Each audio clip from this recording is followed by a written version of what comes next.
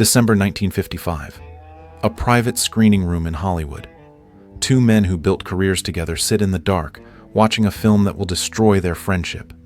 Gary Cooper has 90 seconds to decide. Protect 25 years of loyalty or speak a truth his oldest friend doesn't want to hear. The choice he makes that night will cost him something money can't buy. Here's the story. Paramount Studios, Screening Room 3, December 14th, 1955. 9:47 p.m. The film ends. The lights stay down. Two men sit in leather chairs, 3 seats apart. The only sound is the projector clicking as the reel spins empty. Gary Cooper is 54 years old. He's made over 100 films, won 2 Academy Awards, worked with every major director in Hollywood. The man beside him is Martin Calloway, 62 years old, directed 40 pictures, 3 of them with Cooper. They met in 1930, when Cooper was still learning his craft and Calloway was already a legend. 25 years of friendship, dinners, hunting trips, godfather to each other's children. The kind of bond Hollywood rarely produces and never replaces.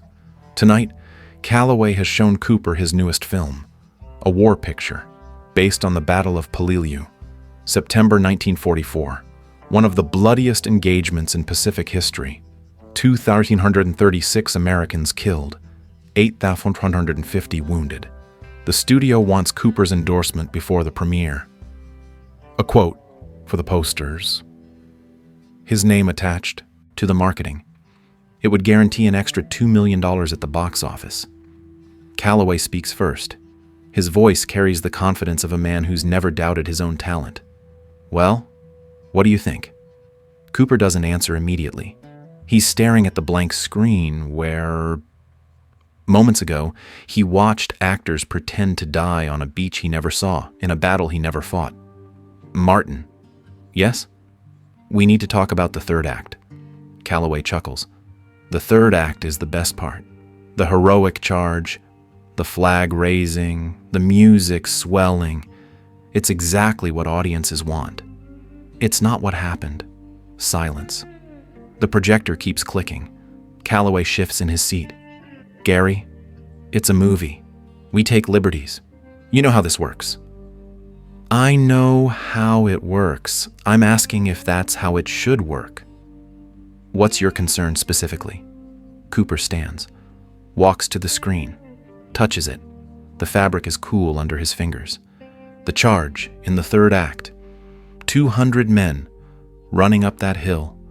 Flags waving, music playing. Triumphant. Beautiful. And that's not what Peleliu looked like.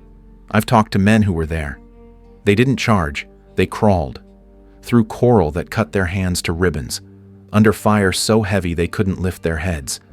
It took them 3 days to take that ridge. Not 3 minutes. Calloway's voice hardens slightly. We can't show 3 days. We have 2 hours. Then show the truth of those 2 hours. The truth doesn't sell tickets, Gary. Cooper turns around, faces his oldest friend. Maybe it should. Before we continue, quick question for you. Where are you watching from today? Drop your country or state in the comments. Let's see who's out there. The 2 men look at each other across the darkened room. 25 years of history between them. 25 years of trust. But something is cracking. Calloway stands, walks to the bar cart in the corner, pours 2 whiskeys, offers one to Cooper. Cooper doesn't take it. Gary, I've been making pictures since before you could shave. I know what works. I know what audiences need. What about what the men who fought there need? They need a memorial, something that honors their sacrifice. That's what this film is. Is it? Or is it what you think their sacrifice should have looked like? Calloway sets down the glass. Hard. Whiskey splashes onto the wood. That's unfair. Is it? Martin, I watched that film. Every soldier is handsome. Every death is noble. Every moment is scored with strings. That's not war. That's opera. It's cinema.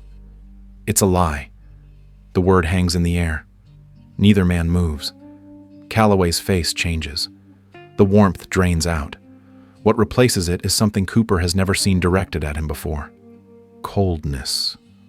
A lie. That's what you think of my work. I think you're better than this. I think you've made films that showed truth, real truth. This isn't one of them. And you're the expert on truth? You, who spent the war making propaganda pictures while real men bled? The blow lands. Cooper feels it in his chest. The old guilt. The wound that never heals. He didn't serve. He wanted to. Tried to enlist. The army turned him down. Back problems. Age. They said he was more valuable making films. He spent the war entertaining troops, visiting hospitals, selling bonds. But he didn't fight, and men like Calloway's brother did, and died. Cooper's voice stays level. Barely. You're right. I didn't serve. I've carried that weight every day since 41. But that doesn't make your film true, and it doesn't mean those men deserve to have their suffering turned into spectacle. Calloway steps closer. His finger points at Cooper's chest. Those men are dead, Gary. They don't care what my film looks like. Their families care. And their families want to see their sons die as heroes, not as scared boys crawling through mud. Maybe their families deserve to know what their sons actually endured. Maybe that's more honorable than a pretty lie.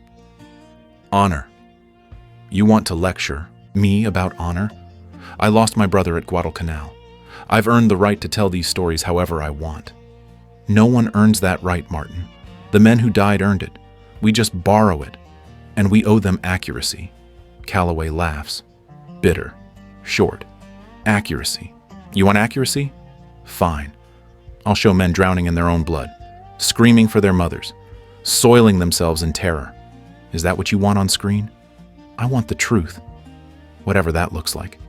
The truth doesn't win Oscars. The truth doesn't fill theaters. The truth makes people uncomfortable and then they stay home. Cooper is quiet for a long moment. When he speaks, his voice is soft.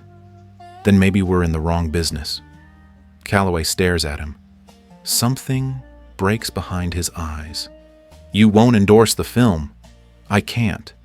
After everything I've done for you, the roles I gave you when no one else would, the chances I took. 25 years, Gary. 25 years, and you're going to walk away over a third act? I'm walking away over the truth. Damn your truth. Cooper picks up his coat from the chair, puts it on slowly. Martin, I hope I'm wrong. I hope audiences love this film. I hope it wins every award. But I can't put my name on something I don't believe in. Not even for you. If you walk out that door, we're done. You understand? 25 years. Gone. Cooper stops at the door, hand on the handle, doesn't turn around. I know.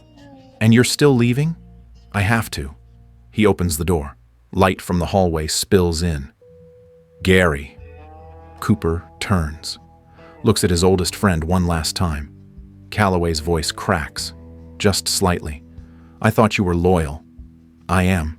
To the men who can't speak for themselves. Cooper walks out. The door closes behind him. He drives home in silence. No radio. No sound but the engine and his own breathing. His wife is waiting up. She sees his face. Knows something happened. How was the screening? It's over. The film? The friendship. She doesn't ask more questions, just sits with him in the living room until 2 a.m., holding his hand, letting the silence do what words can't. What would you sacrifice for the truth? A friendship? A career? Or is there a line you wouldn't cross? The premiere happens 3 weeks later, January 1956. Cooper doesn't attend, doesn't send a message. The studio is furious. They expected his endorsement. They'd already printed posters with space for his quote. The film opens.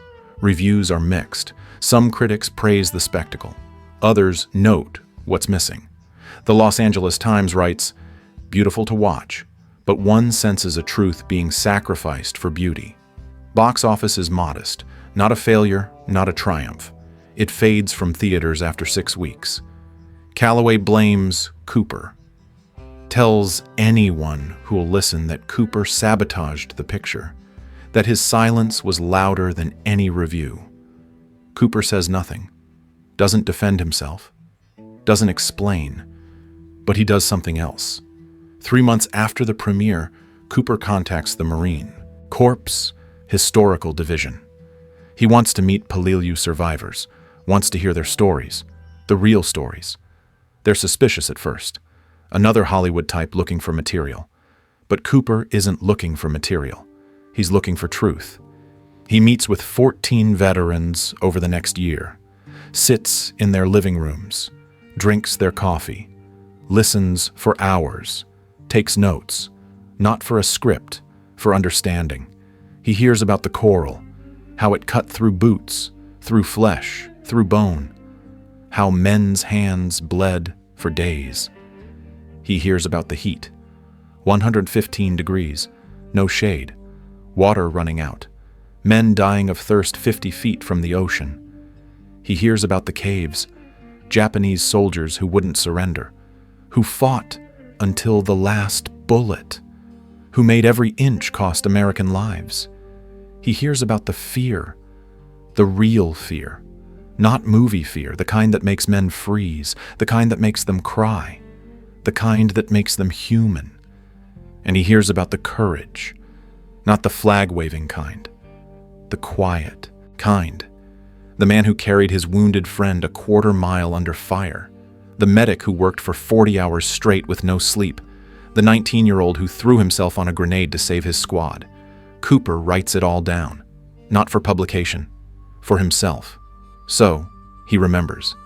So, he never forgets what truth looks like. 1958. A young director named Samuel Brennan approaches Cooper with a script. Another war picture. This one about Iwo Jima. Cooper reads it, recognizes the same problems. Glory without grit. Spectacle without soul. But instead of walking away, he does something different. I'll do this film on one condition. Anything, Mr. Cooper. You hire 3 Iwo Jima veterans as consultants. They approve every scene, every line, every frame. If they say it's wrong, we change it. The studio resists. Too expensive, too complicated, slows down production. Cooper holds firm. Those men bled for the right to be shown accurately. We're going to honor that. The studio caves. They always do, when Cooper gets that look in his eyes. The film takes 18 months to make. 3 veterans on set every day, arguing with the director, correcting the actors, demanding authenticity. It's difficult, frustrating. Everyone's exhausted by the end. But when the film premieres in 1959, something remarkable happens. The veterans in the audience cry, not because it's sad, because it's true. One man finds Cooper after the screening, 67 years old, Silver Star, Purple Heart, shaking Cooper's hand with both of his. That's what it looked like. That's what it felt like. Thank you for showing them. The film wins 3 Academy Awards, box office, $12 million, the highest grossing war picture of the decade. Critics call it the most honest war film ever made. Cooper doesn't take credit, points to the consultants, points to the director, points to everyone except himself. But the veterans know who fought for them. They know who insisted on truth when a beautiful lie would have been easier. Martin Calloway sees the success, reads the reviews, understands finally what Cooper was trying to tell him that night in the screening room. He writes Cooper a letter, 4 pages, an apology, an acknowledgement, a request to meet. Cooper writes back, 1 page. Dear Martin, I forgive you, but the men who died at Peleliu deserved better. I hope your next film gives it to them. Your friend, always, Gary. They never worked together again, but they exchanged Christmas cards until Cooper's death in 1961. The friendship survived, changed, but alive. In Cooper's personal papers, discovered after his death, there's a folder labeled Peleliu. Inside, 200 pages of handwritten notes from his interviews with veterans, stories that were never filmed, truths that were never told. His daughter donates the notes to the Marine Corps Historical Division in 1975. They become source material for historians, for documentaries, for books that finally tell the full story. The archivist who receives them writes in his log, "Gary Cooper spent 2 years collecting these stories, not for fame, not for money, because he believed the truth mattered more than his friendships. That's not acting, that's character." A small exhibit at the National Museum of the Marine Corps displays 1 page of Cooper's notes. His handwriting, his questions, his determination to understand what he never experienced. The placard reads, "Gary Cooper never served in combat, but he served the men who did by refusing to let their stories be distorted, even when it cost him his oldest friendship." Visitors stop, read, understand that some battles happen in screening rooms, and some heroes never wear uniforms. That's the story nobody talks about. A man who chose truth over loyalty and found that real loyalty means telling hard truths. If these forgotten legends matter to you, subscribe. We're preserving what Hollywood tries to forget. One question before you go. Have you ever had to choose between a friend and the truth? And unfortunately, they don't make men like Gary Cooper anymore.